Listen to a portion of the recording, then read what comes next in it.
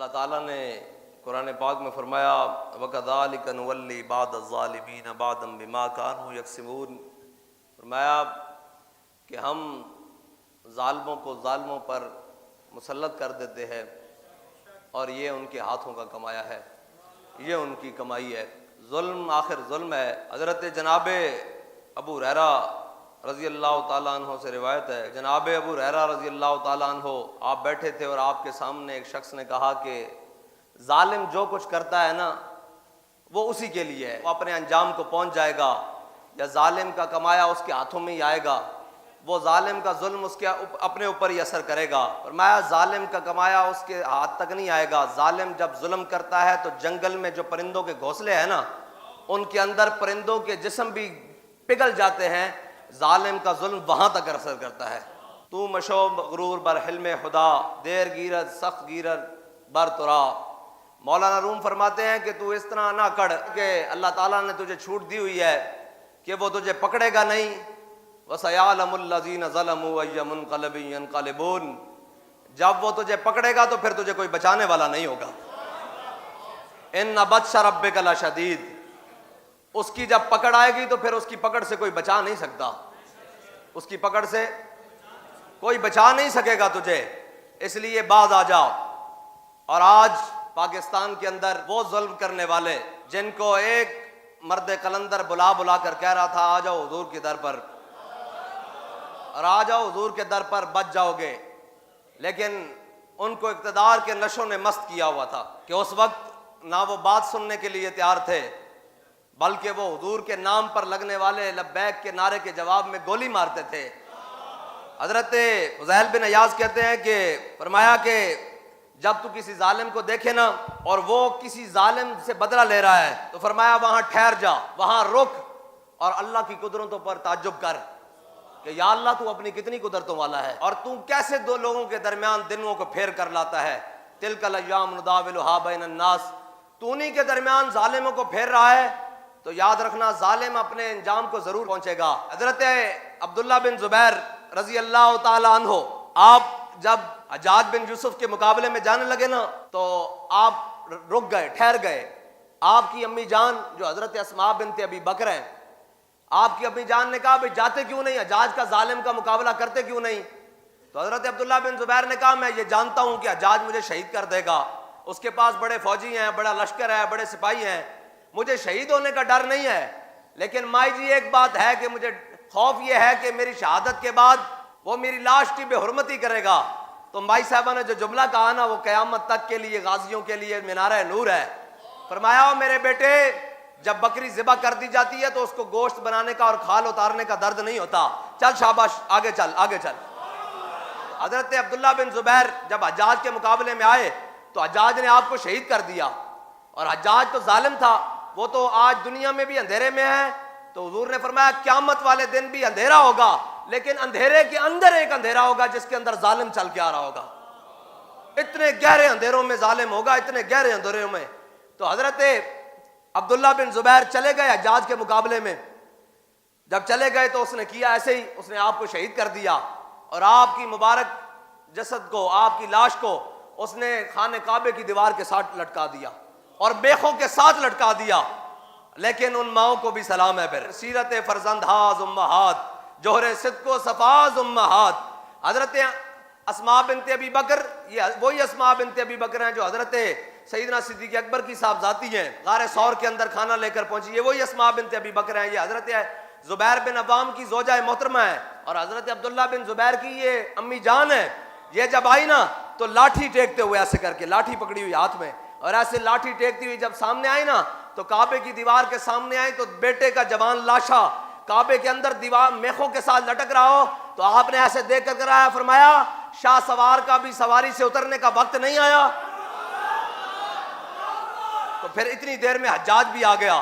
جب حجاج آیا نا، یہ ہے ظالم کے خلاف، ظالم ظالم ہوتا ہے۔ جب ظالم آیا نا سامنے حجاج تو حضرت اسماء بنت ابی بکر نے فرمایا میں نے اپنے آقا مولا صلی اللہ تعالیٰ علیہ وسلم کی زبان مبارکہ سے سنا تھا کہ قبیلہ ثقیف میں ایک کذاب آئے گا اور ایک ظالم آئے گا، ایک جابر آئے گا۔ فرمایا ہم نے اپنی آنکھوں سے کذاب تو دیکھا وہ قبیلہ ثقیف کے ایک شاخ میں آیا مسلمہ کذاب، لیکن جابر میں آج اپنی آنکھوں کے سامنے دیکھ رہی ہوں، حضور نے فرمایا قبیلہ ثقیف کے اندر ایک ظالم آئے گا، وہ میری آنکھوں کے سامنے کھڑا ہے۔ تو حجاج بڑا بپھرا ہوا، بڑا بدماش تھا، اسے بھی ایسے ہی ناز تھا، ہیں جی، بخت کے تخت سے یک لخت اتارا ہوا شخص، تم نے کبھی دیکھا ہے جیت کے ہارا ہوا شخص ہے؟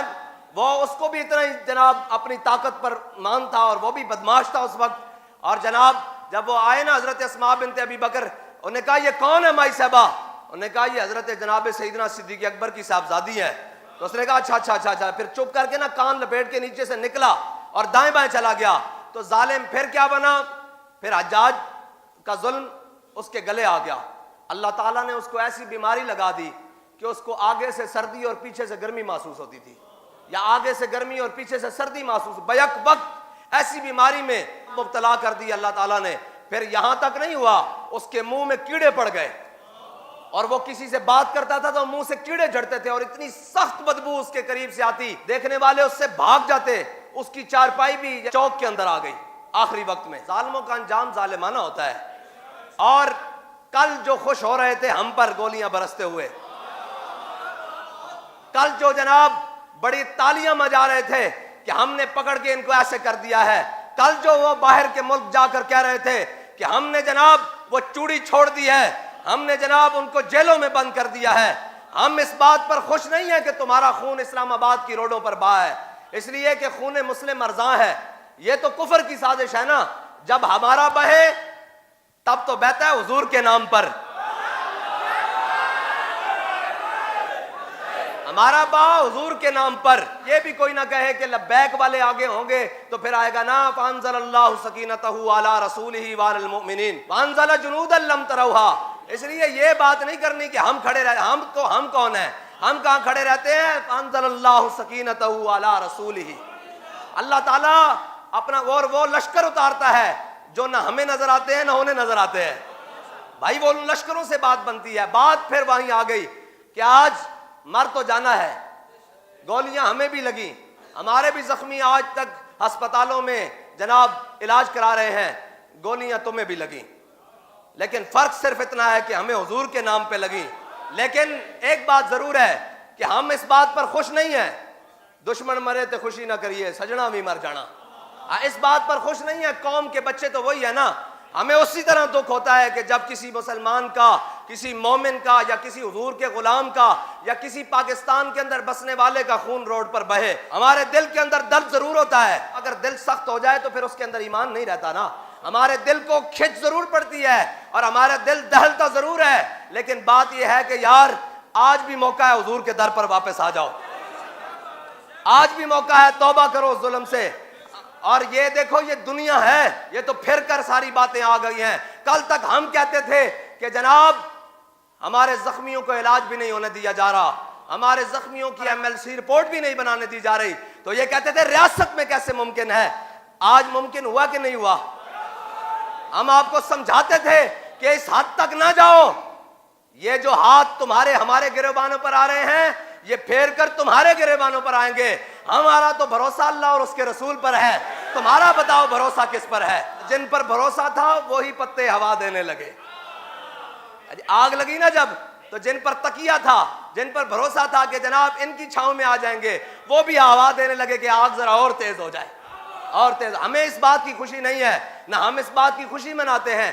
وہ ہم بات اور کہتے ہیں کہ آپ کے بس میں بات نہیں ہے کہ آپ آزادی کی جنگ لڑ سکیں۔ اس بات پر ہم آج بھی قائم ہیں کہ آزادی کی جنگ وہ لڑے گا جو حسرت موہانی کی لائن والا ہوگا، آزادی کی جنگ وہ لڑے گا جو احمد اللہ مدراسی کی لائن والا ہوگا، آزادی کی جنگ وہ لڑے گا جو اسی لائن میں چلتے چلتے عبداللہ بن زبیر والی لائن میں ہوگا، سعید بن مسیب والی لائن میں ہوگا۔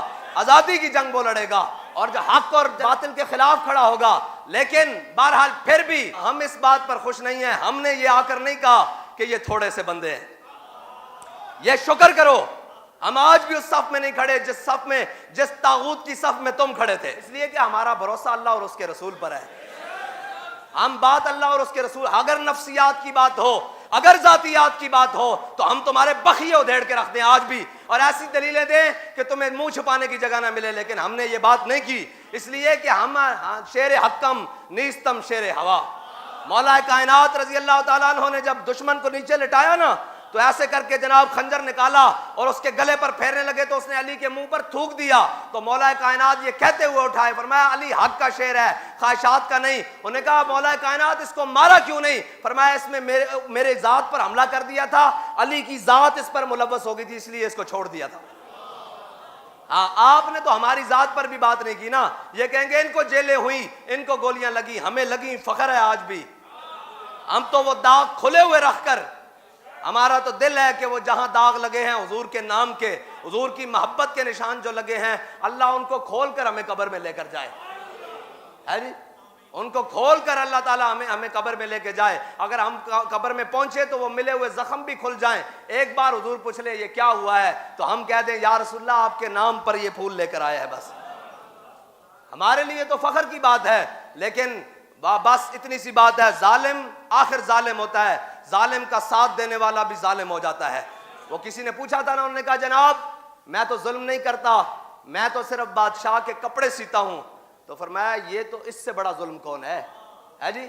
وہ حضرت ابو العباس مرسی، آپ دائم الحضوری تھے، آپ کو ہر وقت امام الانبیاء صلی اللہ تعالیٰ علیہ وسلم کی زیارت ہوتی اور جاگتے ہوئے ہوتی۔ ایک شخص آیا آپ کے پاس، وہ آپ کو بادشاہ کے پاس لے گیا، اس نے کہا جی میرا ذاتی کام ہے، آپ بادشاہ کے پاس چلیں۔ آپ اس کے ساتھ چلے گئے بادشاہ کے پاس، جب پہنچے نا تو بادشاہ نے کہا ابو العباس مرسی جیسا شیخ میرے دروازے پر آ گیا ہے۔ وہ اٹھا، اس نے اپنی کرسی چھوڑی اور اپنی کرسی پر بٹھا دیا، اور جناب بڑی عزت بڑی آؤ بھگت کی، کام بھی سارے کیے۔ جب ابو العباس مرسی وہاں سے نکلے نا تو زیارت ہونی بند ہو گئی، دائم الحضوری ختم ہو گئی، بالکل ایسے ختم ہو گئی۔ وہ تو رونا شروع ہو گئے، یہ کیا بن گیا؟ روتے رہے حضور کی بارگاہ میں مناجات، التجائیں، تمنائیں کرتے رہے حضور کی بارگاہ میں، یا رسول اللہ کیا غلطی ہو گئی، کیا معاملات ہو گئے، لیکن امام الانبیاء نے زیارت نہیں کروائی۔ جب حد سے بات بڑھی نا، ایک دن حضور امام الانبیاء ان کی آنکھوں سے دور ایسے گزرے، فرمایا ابو العباس ظالموں کی کرسی پر بھی بیٹھتے ہو اور کہتے ہو ہماری زیارتیں بھی ہوں؟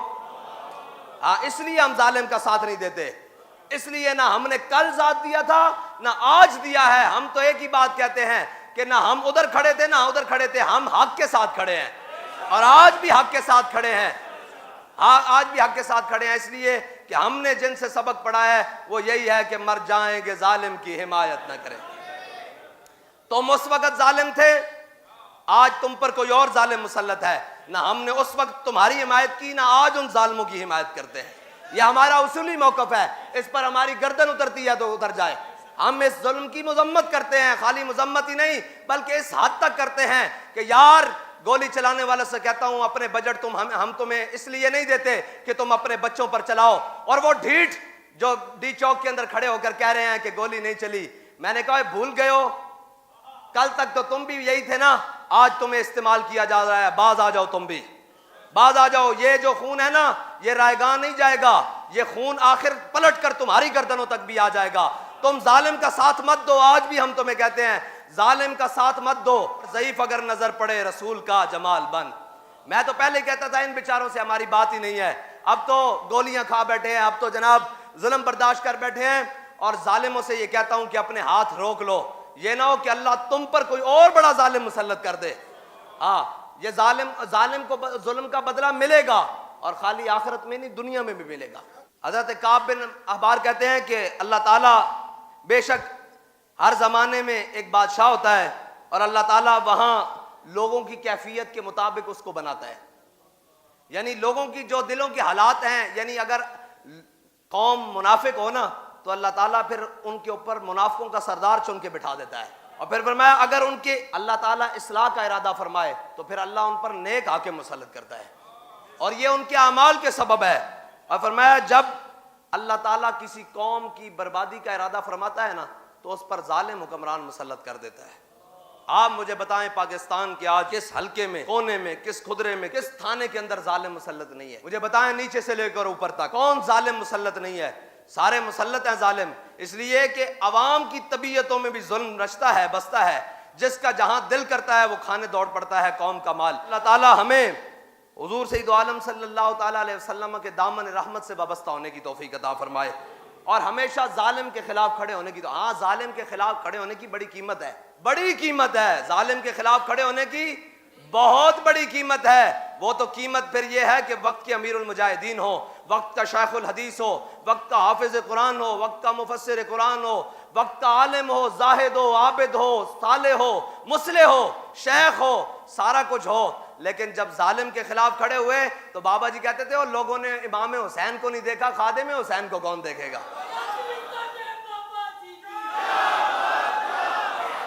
اقبال کہتا ہے یہ زائران حریم مغرب ہزار بنے رہبر ہمارے، ہمیں بھلا ان سے واسطہ کیا ہے جو تجھ سے نہ آشنا رہے ہیں۔ اب سوچو نا، وہ ہیومن رائٹس اور وہ سارا کچھ کل تک میڈیا کو ہماری تصویر دکھانے سے روکتے تھے، آج کہاں گیا وہ؟ میں نے کہا نا جن پتوں پہ تکیہ تھا وہی ہوا دینے لگے۔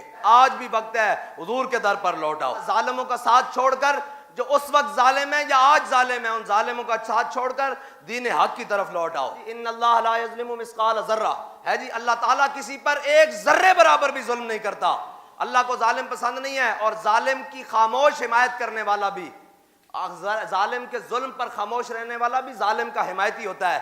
اس لیے ہم سارے زخم کھانے کے باوجود ظالم کے خلاف بولتے ہیں، اور آج بھی بولتے ہیں، اور انشاءاللہ جب تک جان میں جان ہے انشاءاللہ ظلم کے خلاف رہیں گے۔ یہ نہیں ہو سکتا کہ وہ ظلم ہم پر ہو تو ہم ناراض ہوں اور کسی اور پر ہو تو ہم خوش ہوں۔ ہم خوش نہیں ہیں، لیکن آپ کو تنبیہ کرتے ہیں کہ یہ ظلم، یہ ساری زیادتیوں کے دروازے آپ نے کھولے تھے، آج بھی موقع ہے حضور کے ان غلاموں کی قبروں پر جا کر توبہ کرو، اور ایک حضور کے عاشق کی قبر پر جا کر توبہ کرو کہ بابا آپ کی دعا کا ایک ایک حرف پورا ہو رہا ہے۔ آج بھی موقع ہے، آ کر معافی مانگو اور حضور کے در پر واپس آ جاؤ۔ ہاں مل سکتی ہے معافی۔ حضرت اکرمہ آئے، حضور نے فرمایا جا اکرمہ مومنا و مہاجرن، فرمایا اکرمہ مومن اور مہاجر بن کے آیا ہے، اس کے سامنے اس کے باپ کو کچھ نہیں کہنا۔